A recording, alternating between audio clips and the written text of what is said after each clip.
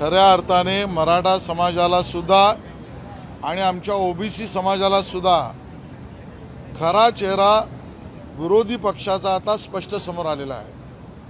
काँग्रेस, राष्ट्रवादी काँग्रेस, शरद पवार गट आणि उबाटा सेना आणि त्यांचे मित्र पक्ष या सगळ्यांनी काल आरक्षणाच्या विषयावर लावलेल्या अतिमहत्त्वाच्या सर्वपक्षीय बैठकीला पाठ दाखवली।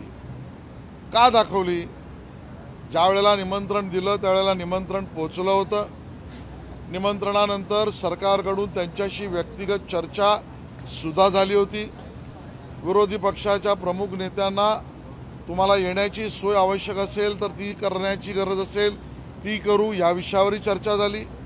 या सगळ्या चर्चेत विरोधी पक्षातील काँग्रेस, राष्ट्रवादी काँग्रेस, शरद पवार गट आणि उबाटा सेना यांनी आम्ही येऊ अशी भूमिका घेतली।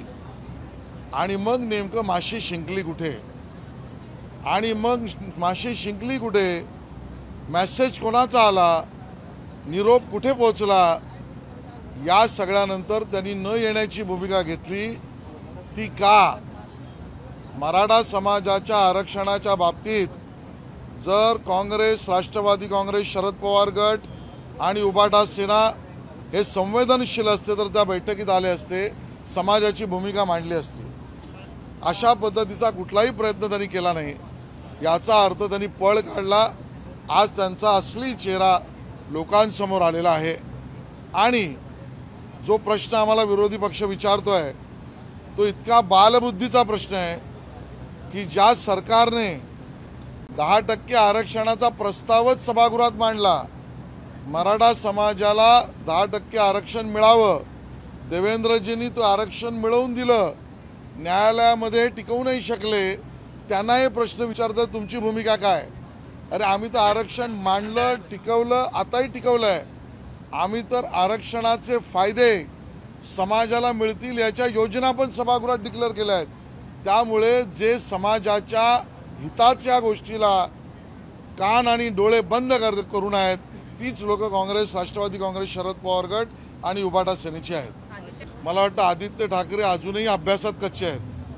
मी मगाशी उत्तर दिलं, ते कोणाला प्रश्न विचारतात? आम्हाला, ज्यांनी आरक्षण सभागृहात मांडलं। आम्ही 10%चं आरक्षण मांडलं, त्याचा कायदा केला। एवढंही जर आदित्य ठाकरेजींना माहीत नसतील तर ते काय प्रश्न विचारतात आम्हाला, तुमची भूमिका काय?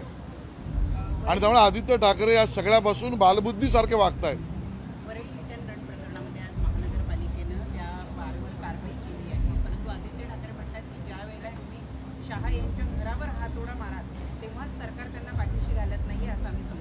बघा, सरकारने या प्रकरणामध्ये कोणालाही पाठीशी घालू नये, भारतीय जनता पक्षाची भूमिका आहे। कारवाई कायदेशीर केली पाहिजे, भाजपची भूमिका आहे। आवश्यकता वाटली तर कडक कलमं लावली पाहिजेत।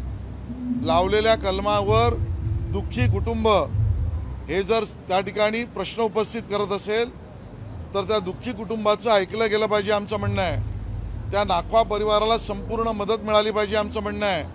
त्या नाखवा परिवाराच्या दुःखामध्ये आम्ही सगळे सहभागी आहोत आणि म्हणून पबवर कारवाई करा। त्या पाहिजे तर शाह कुटुंबाचे अनधिकृत घर असेल तर त्याच्यावरही कारवाई करा।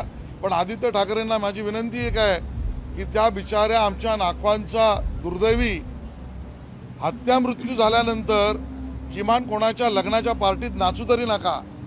स्वतः जायचं कोणाच्या तरी पार्टीत नाचायला आणि वरळीत आमच्या कोळी कुटुंबातल्या झालेल्या दुःखाला त्या ठिकाणी फुंकर मारण्याचं नाटक दाखवायचं, हे तरी आदित्य ठाकरेजी तुम्ही करू नका।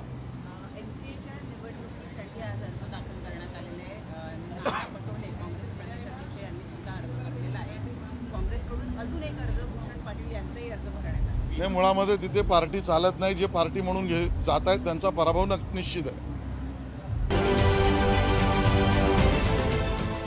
देश विदेशातील प्रत्येक घडामोडींचे लाईव्ह अपडेट मिळवण्यासाठी आता साम टीव्हीच्या सर्व सोशल मीडिया प्लॅटफॉर्मला लाईक, फॉलो आणि सबस्क्राईब करा। तसंच सर्व नोटिफिकेशनसाठी बेल आयकॉन प्रेस करायला विसरू नका।